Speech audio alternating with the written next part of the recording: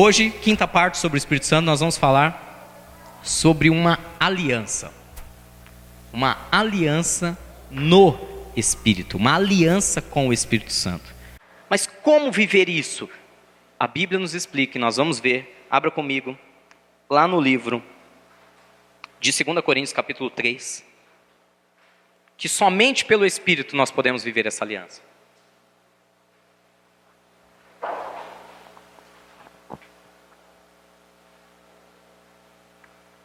Segunda Coríntios capítulo 3, eu vou estar lendo, acompanha aí com a gente, na sua Bíblia ou na tela. Versículos 1 e 2 diz assim: será que com isso estamos começando a nos recomendar a nós mesmos novamente? Será que precisamos, como alguns, de cartas de recomendação para vocês ou da parte de vocês? Vocês mesmos são a nossa carta, escrita em nosso coração, conhecida e lida por todos. Versículo 3. E diz mais: vocês demonstram que são uma carta de Cristo, resultado do nosso ministério, escrita não com tinta, mas com o Espírito. O Espírito, preste atenção, com letra maiúscula, está falando do Espírito Santo de Deus. O Espírito do Deus vivo, não em tábuas de pedra, mas em tábuas de corações humanos. Tal é a confiança que temos diante de Deus. E fala, por meio de Cristo. Não que possamos reivindicar, versículo 5, não que possamos reivindicar qualquer coisa com base em nossos próprios méritos, mas a nossa capacidade vem de Deus. Ele nos capacitou para sermos ministros de uma nova aliança. Não da letra, mas do Espírito. Pois a letra mata, mas o Espírito vivifica. Amém? Deus está dizendo ainda de uma nova aliança. Uma aliança não humana, mas uma aliança do Espírito. Não da letra, não do conhecimento. Uma aliança do Espírito Santo.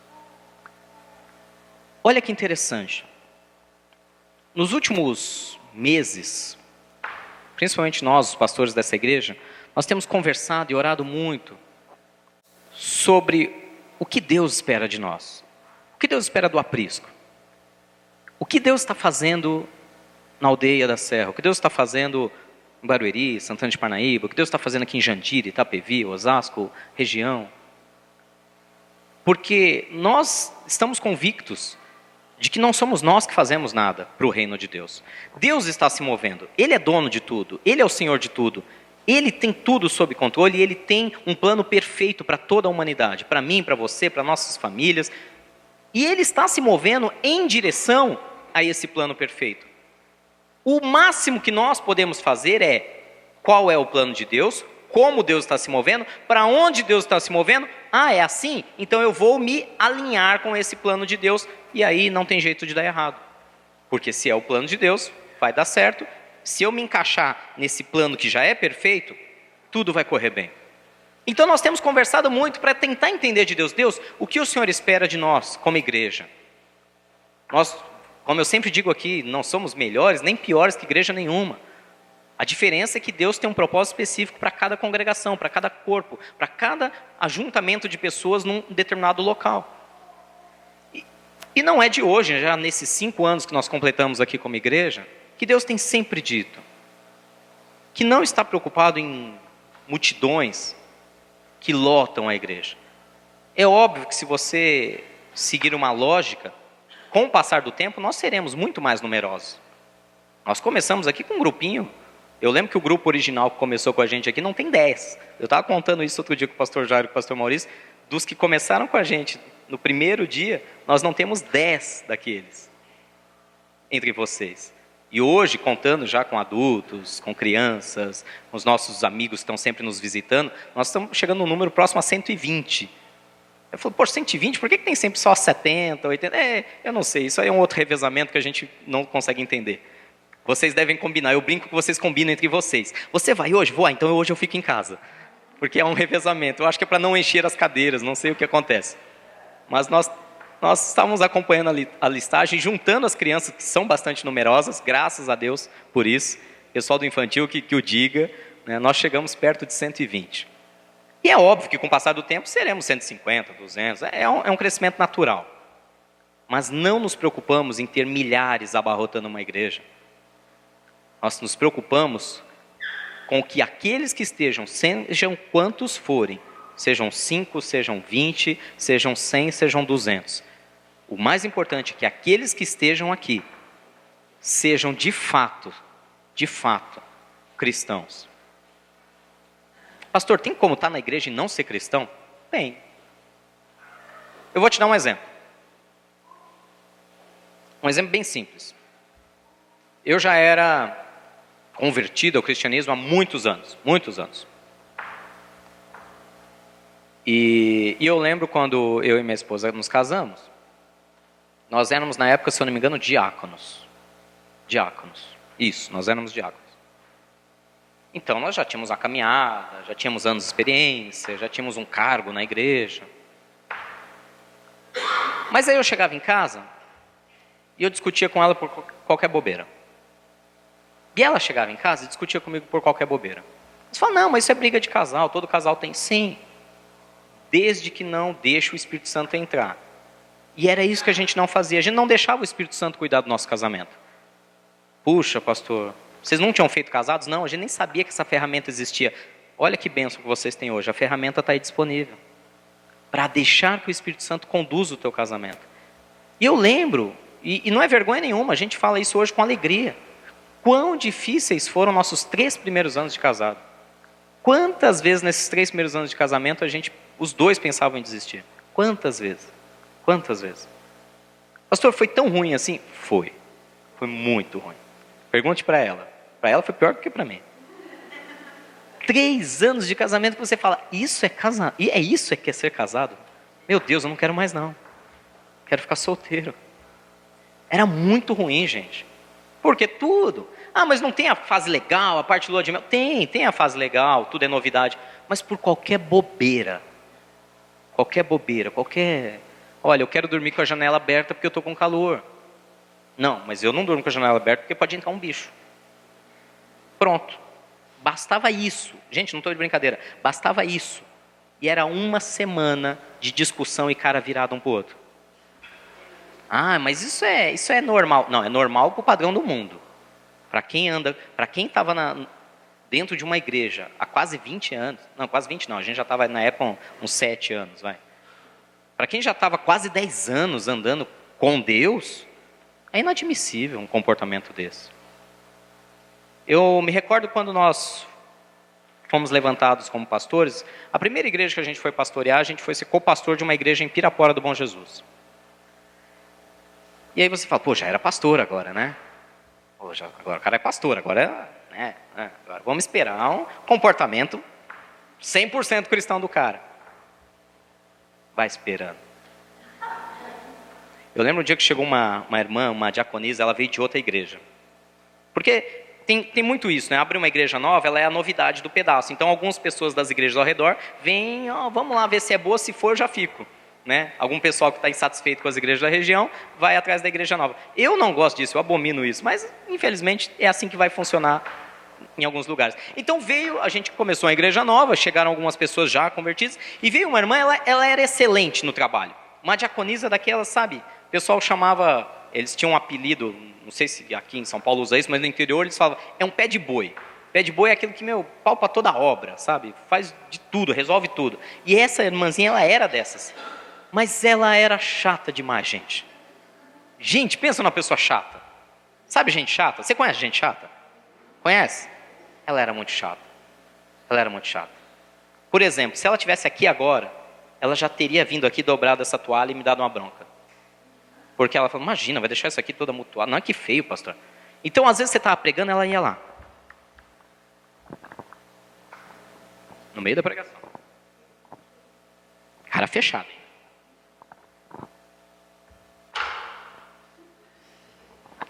Ela queria tudo perfeito, impecável, ela era chata, ela era irritante. Aí um dia, acho que a Vanessa vai lembrar dessa. Um dia terminou o culto, os diáconos eram responsáveis por recolher as ofertas, contar as ofertas. E a gente tinha um balcãozinho assim também. E aí ela pegou, a salva de ofertas, veio assim para cima do púlpito, né? A nossa igreja, a porta dava direto para uma das principais avenidas da cidade. Ela despejou a salva com dinheiro e começou a separar dinheiro em cima do púlpito, assim. Aí tudo bem, aí eu olhei para aquilo, olhei para o pessoal lá fora, bem em frente a um ponto de ônibus, todo mundo olhando ela contar dinheiro em cima do púlpito, assim. Aí eu cheguei nela e falei, mano, eu não tenho nada contra, minha relação com dinheiro é super tranquila, eu não sou dinheirista. Mas é um negócio meio desagradável, né? Algumas pessoas têm uma visão tão distorcida de igreja, acham que igreja é para arrancar dinheiro delas, tal. Aí imagina a pessoa estar passando ali na porta e ver você contando dinheiro aqui em cima, né? Parece que é um comércio aqui, parece que é não sei, um negócio agradável. Não precisa fazer isso. Vai ali, ó, tem um balcão, senta ali. Ah, mas na minha igreja a gente fazia assim. Na igreja que ela tinha acabado de vir, né? Que ela ficou 30 anos naquela igreja.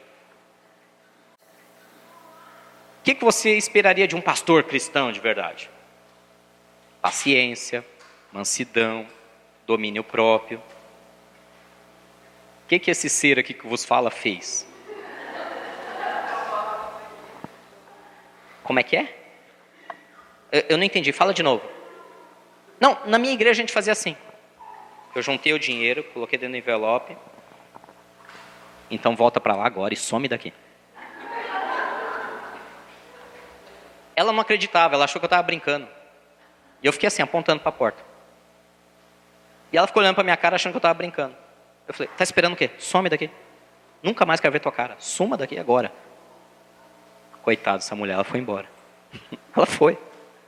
Não sei para que igreja, se voltou para dela, não sei. Já pedi perdão para Deus, eu não quero ser responsável pela alma dela. Nunca mais eu a encontrei para pedir perdão para ela. Até procurei, mas não achei. Ou seja, aí você falou, não, pastor, é que ela estava... Gente, entenda, um cristão de verdade, um cristão, ele é dominado pelo Espírito Santo. Não pela carne, não pelo impulso, não pela vontade humana. Eu estou dando um exemplo bobo para não ir em coisas mais pesadas e não chocar vocês, não escandalizar vocês.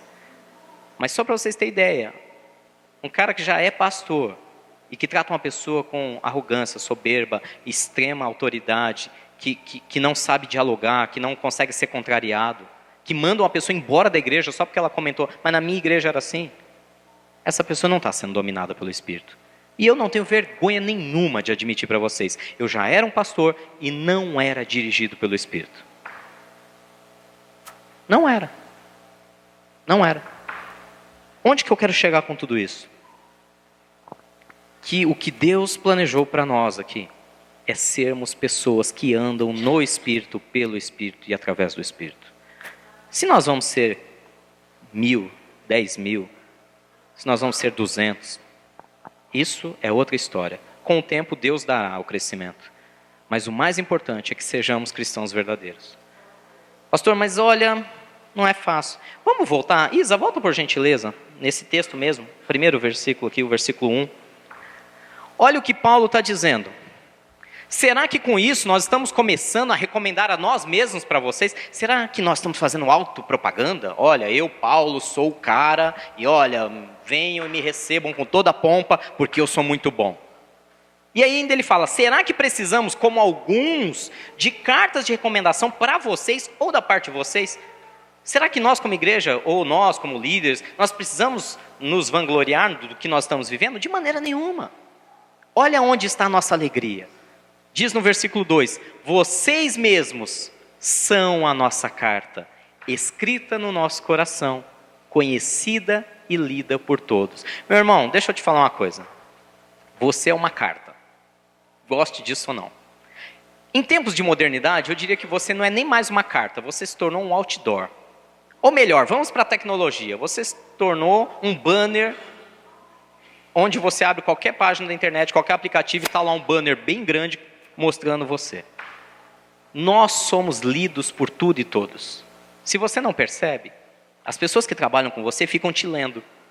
As pessoas que moram com você ficam te lendo. As pessoas que convivem com você ficam lendo você.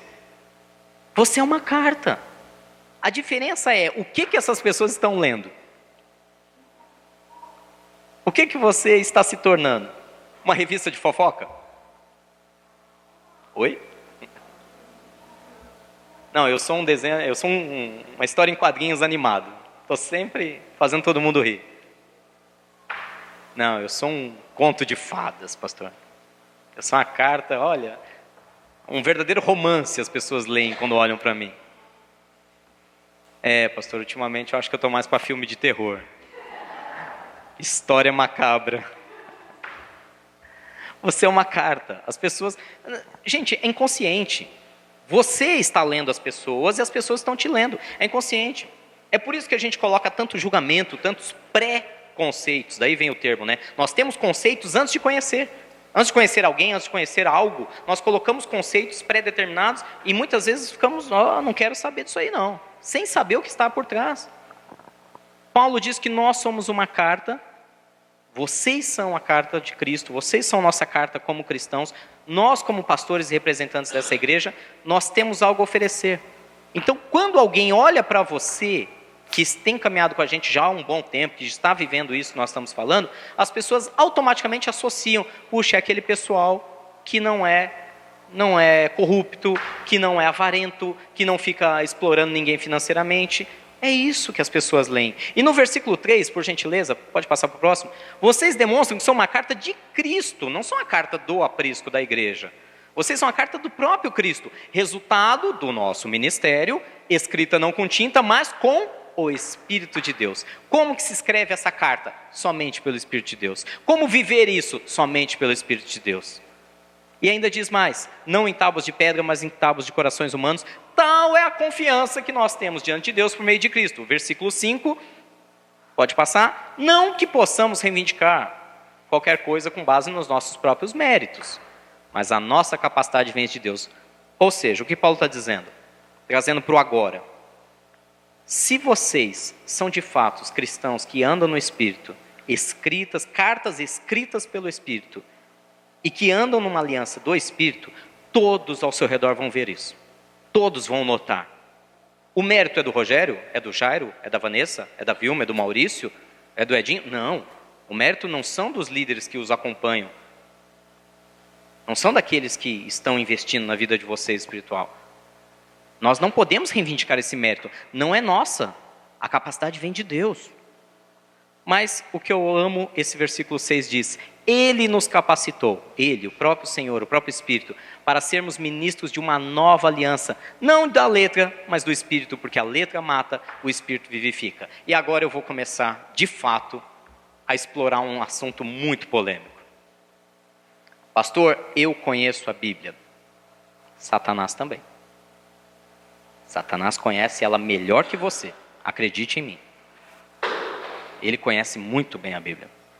Pastor, eu estou na igreja há 82 anos. Parabéns. O diabo se apresenta até diante de Deus há milênios. Milênios.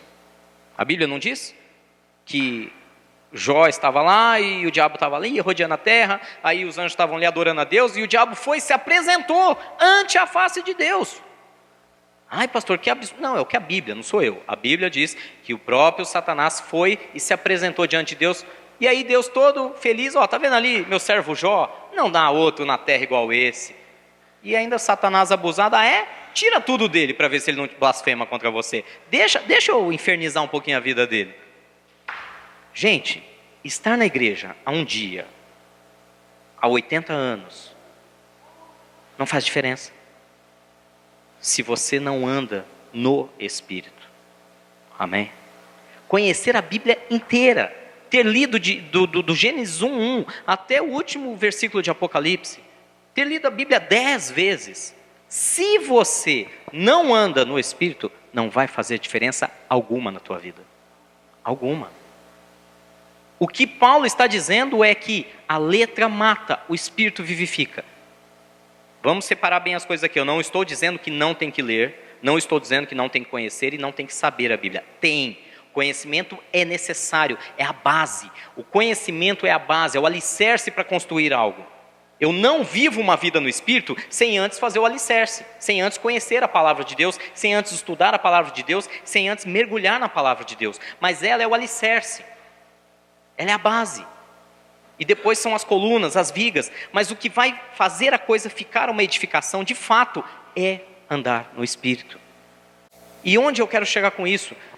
Eu fui um cristão que você pode chamar daquele cristão meia boca, por anos.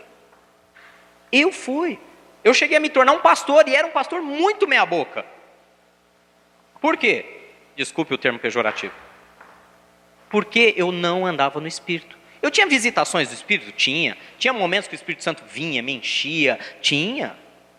Mas no outro dia eu estava colocando meus desejos, minhas vontades, meus conhecimentos, minha carne, minhas paixões, no dia a dia, no convívio, no trabalho. Meus medos, Jesus, meus medos. Ai, Jesus, Senhor, põe a mão, Pai, eu não sei o que vai acontecer amanhã. E eu trazia, e eu ficava lá desesperado, porque eu não andava no Espírito. E o que Paulo está dizendo é exatamente isso. Você pode hoje tomar um caminho. Você pode hoje fazer uma escolha. Ou eu vou ser um cristão que submete à vontade de Deus e que anda pelo Espírito, e naturalmente as pessoas vão olhar para mim e vão ver. As pessoas sabem quem anda no Espírito e quem não anda, mesmo dentro ou fora da igreja. Ou eu posso ser não, estou ali, é legal, a igreja é bacana, o pessoal é legal, tal. Mas aí chega segunda-feira de manhã e, Jesus, eu não sei o que eu vou fazer da minha vida. Isso não é andar pelo Espírito. Pastor, tem como as pessoas olharem para mim e ver uma carta de Cristo? Vamos lá, eu vou colocar algumas palavras de uma maneira bem simplória para vocês perceberem melhor onde eu quero chegar. Coragem ou medo? Qual desses vocês acham que anda pelo Espírito? Quem está com medo ou quem está com coragem? Coragem. Simples assim, bem curto e grosso. Você vê uma pessoa com medo, até porque a Bíblia diz lá no livro de 1 João, que o amor de Deus lança fora todo o medo. Se a pessoa anda o tempo todo com medo, com certeza ela não é uma carta escrita pelo Espírito. Pode estar na igreja, pode ser cristão, crente, o nome que quiser dar, evangélico, mas não é uma carta escrita pelo Espírito de Deus. E eu sei que dói às vezes a gente ouvir isso, porque eu fui assim muitos anos e eu não gostava de saber que eu não era uma carta do Espírito. Mas não é. Fé ou dúvida? Quem anda pelo Espírito? Quem é uma carta escrita pelo Espírito? Quem demonstra fé ou quem demonstra dúvida?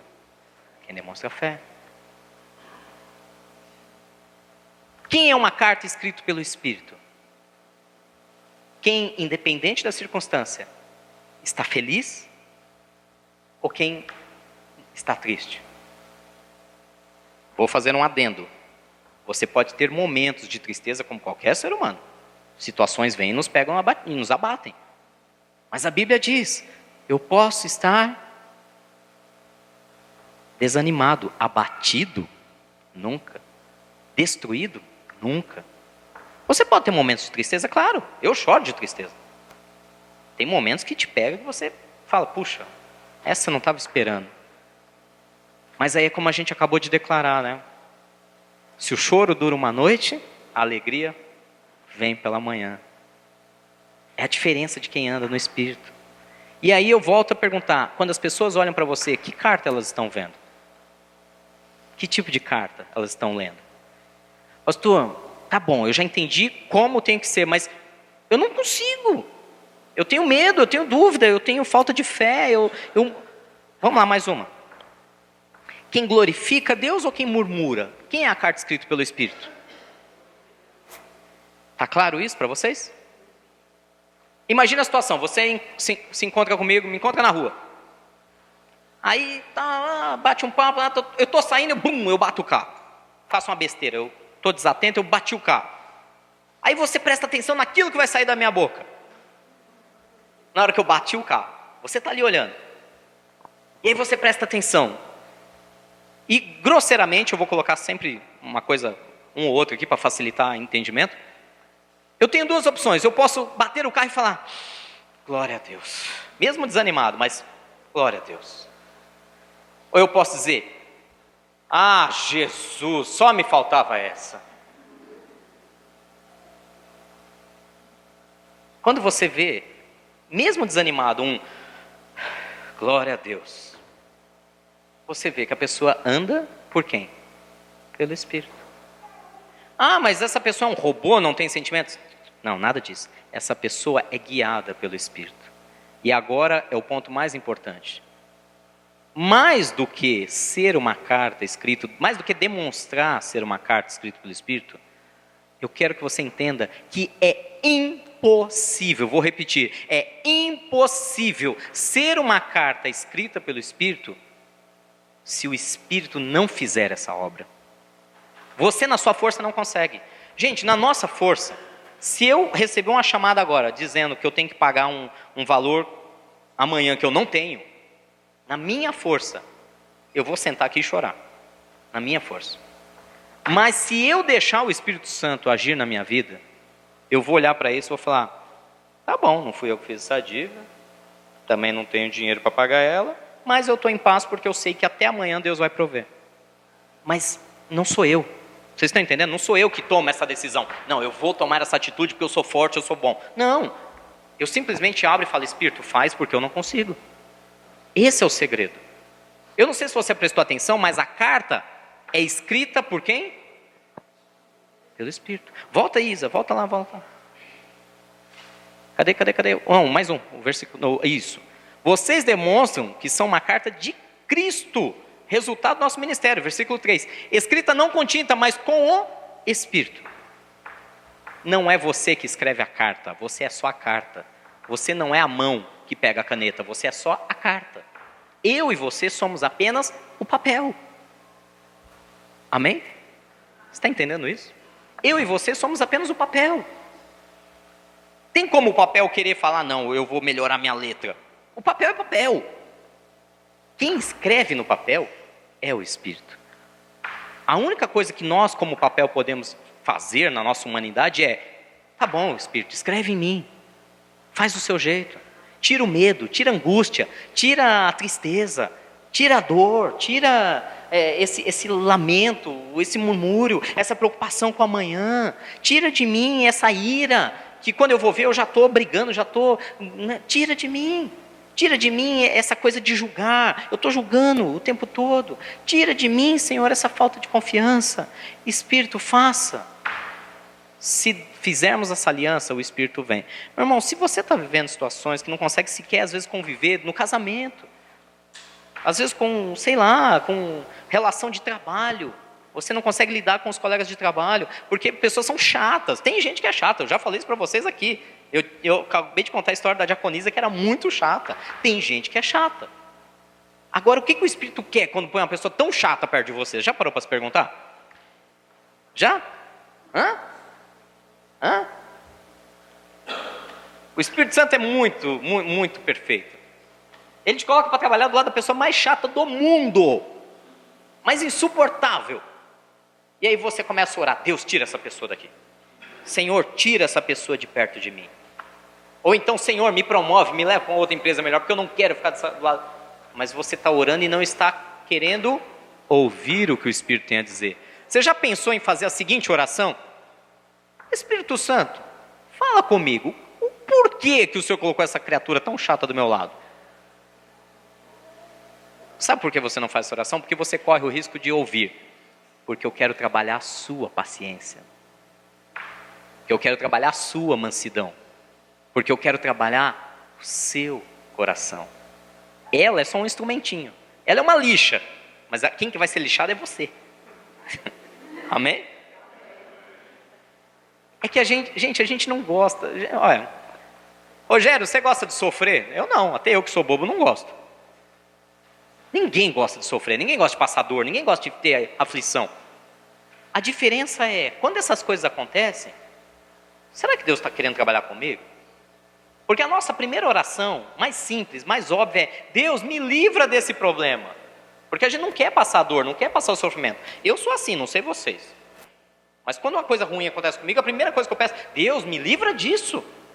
É automático, é espontâneo. Eu não quero passar por dor. Aí passa uns dias e a dor continua lá. Engraçado, já orei. Né? Igual Paulo, né? 3 vezes orei ao Senhor, pedindo que Ele me livrasse. E nada. E no final ele disse: a minha graça te basta, porque o meu poder se aperfeiçoa na sua fraqueza. O que isso quis dizer? Senhor, tira esse problema da minha vida, o problema não sai. Senhor, tira esse problema da minha vida, o problema não sai. Senhor, tira esse problema da minha vida. Rogério, não vou tirar nada, eu quero ensinar você a depender de mim. Eu quero ensinar você a depender da minha graça. O meu poder na sua fraqueza. É isso que eu quero. Aprendeu? Aprendi. Agora eu tiro. Porque Deus também, né? A gente também não é de ferro, Ele sabe. Vocês estão me entendendo claramente, amém? Às vezes nós estamos fazendo a oração errada.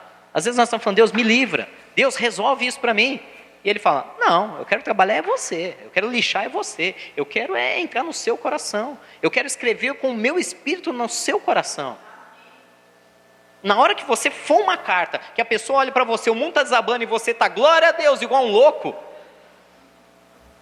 Gente, eu tenho uma teoria. Deixa eu contar essa para vocês, essa é muito boa. Essa teoria é minha, tá? Não estou dizendo que é bíblico. Separem agora. Agora está lá no livro de 2 Rogério. Eu tenho uma teoria que é o seguinte: o diabo vem e te inferniza. Põe lá uma preocupação. Pá. Põe lá uma enfermidade. Põe lá um medo.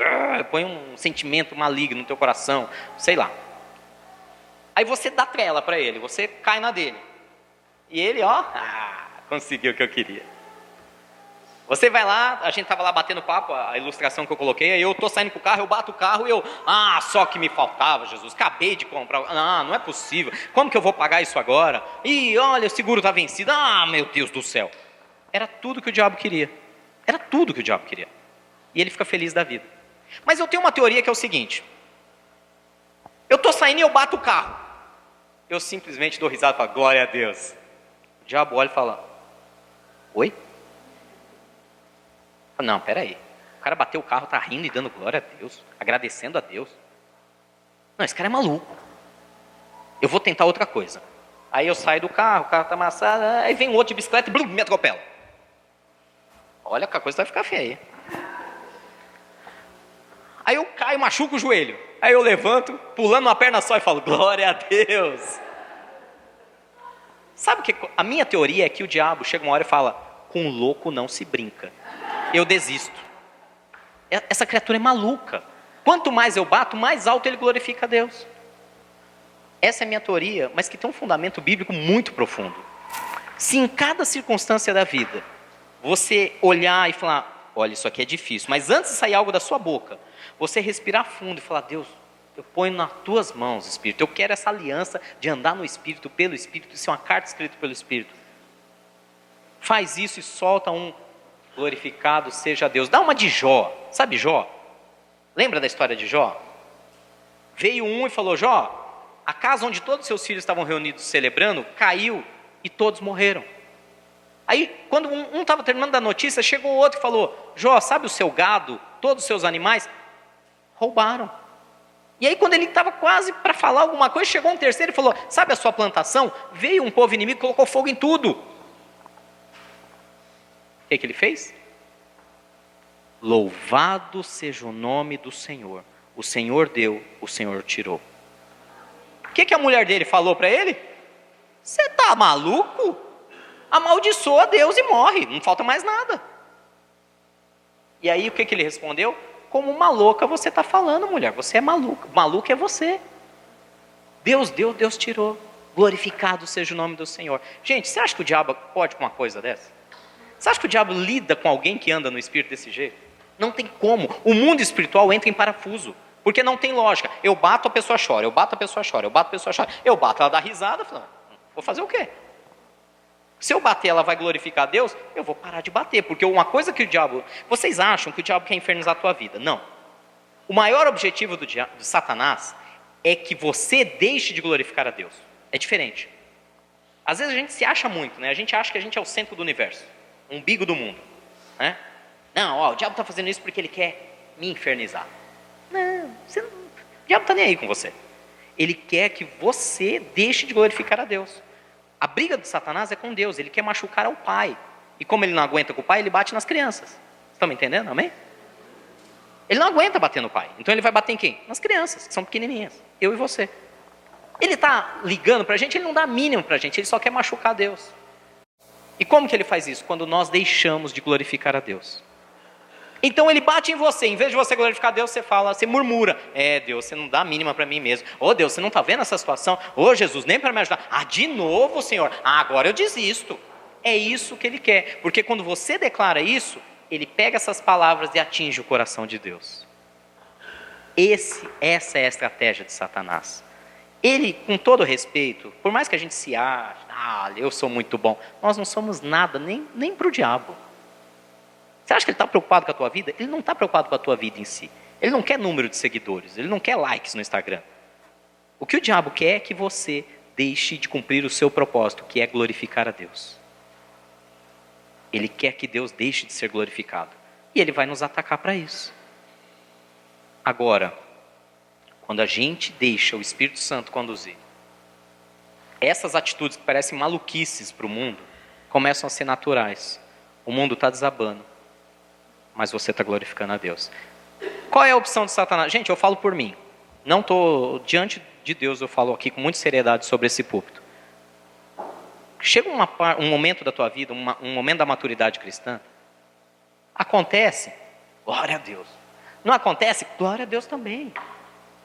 Deu certo, Deus é lindo. Deu errado, Deus continua sendo lindo. Está tudo perfeito. Deus, eu te amo.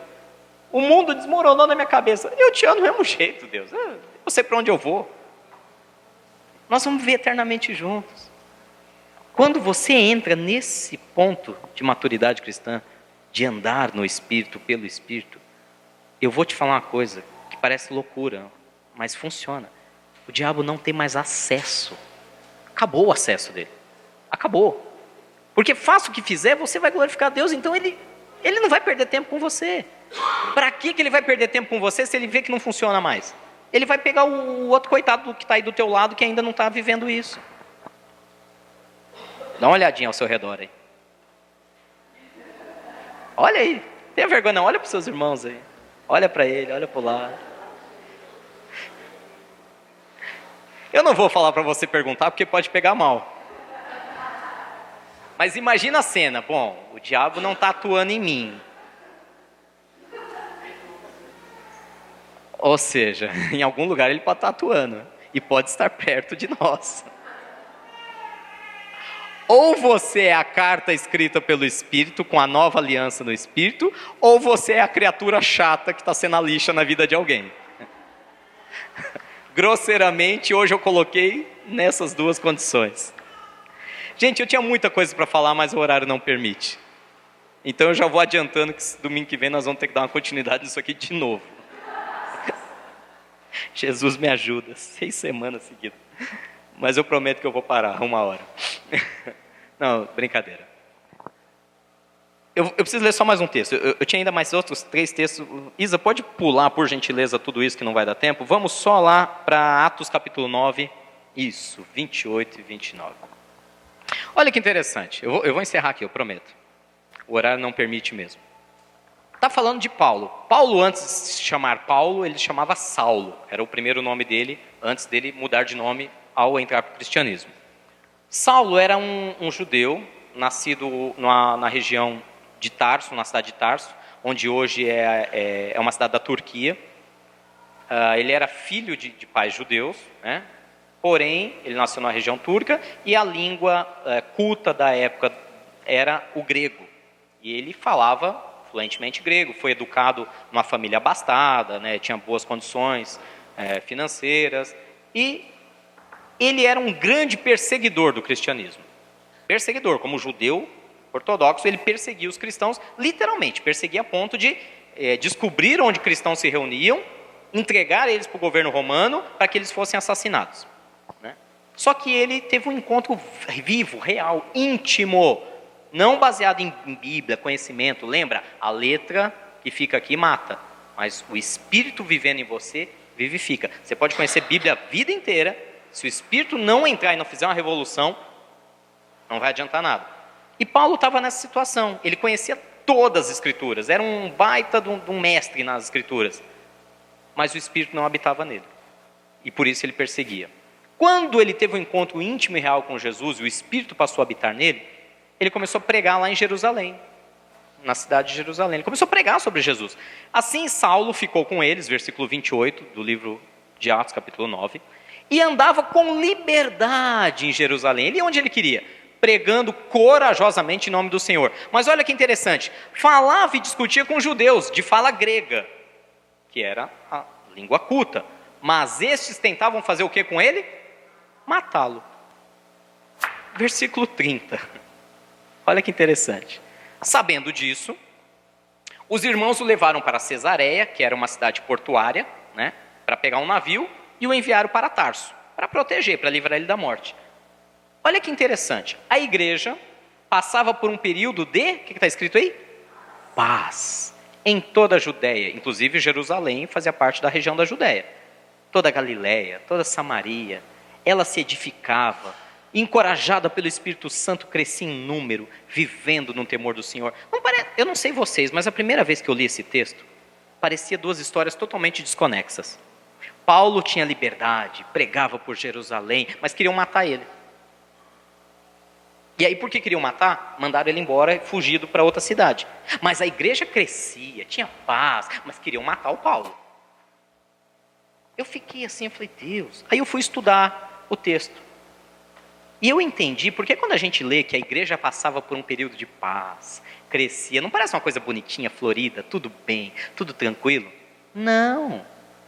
Sabe em que ano foi isso? Esse ano, né, quando começou a acontecer essas coisas, a igreja estava no auge da sua perseguição. Perseguição. Sabe por que tiveram que mandar Paulo para Tarso? Porque iam matar ele mesmo. Sabe quando aconteceu isso? Depois de apedrejarem Estevão. Lembra de Estevão? Homem cheio do Espírito Santo.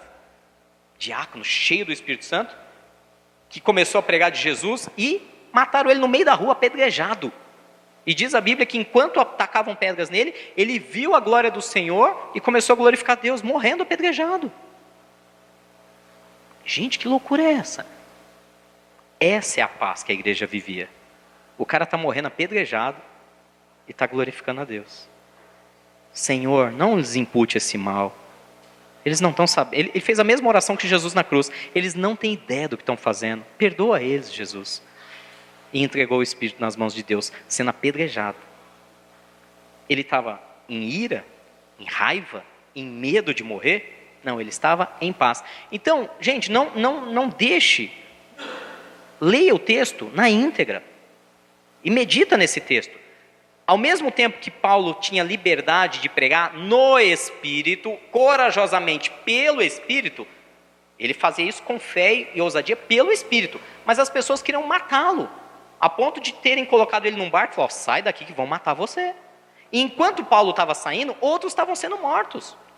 Outros foram apedrejados, outros foram decapitados, outros foram crucificados.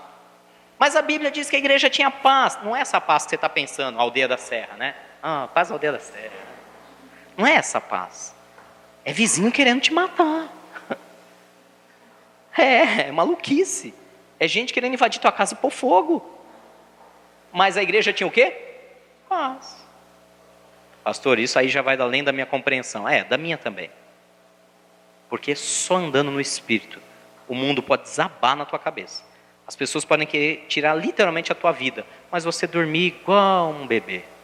Não, bebê não, porque bebê acorda para mamar, né? Você dormir igual... não sei. Dormir bem, deitar e dormir, descansar. Não confunda a situação, a circunstância. Eu vou encerrar aqui, agora é sério, preciso. Daqui a pouco vai dar meio-dia, eu estou falando. Não confunda a situação que você está vivendo, seja ela a loucura que for, a dificuldade que for, com ter paz. Porque o que a palavra nos ensina é que é possível ter paz em meio à tribulação. É possível ter paz. A igreja passava por um período de paz em toda a Judéia. Gente, nessa mesma hora que está escrito que a igreja passava por paz, o cristão estava sendo morto de todo jeito. O que a Bíblia quer nos ensinar com isso? Que a paz não depende do que os nossos olhos veem, do que nosso corpo está sentindo, do que nossas emoções estão gritando. A paz depende de andar no Espírito. Eu posso, igual está Estevão, sendo apedrejado, mas está em paz. É a diferença. Pastor, como eu consigo isso? Honestamente, eu não sei a fórmula secreta, não. Eu sei o começo, eu sei a porta de entrada, o resto é você e Deus. A porta de entrada começa com uma oração bem simples, mas sincera, tem que ser sincera. Espírito Santo, eu estou cansado, está pesado, está difícil, não tenho força e não tenho ideia de como fazer isso. Ainda bem que não sou eu que tenho que fazer. Ainda bem que essa obra é do Senhor. Está aqui o papel. Pode escrever na minha vida. Eu quero ser uma carta do Espírito.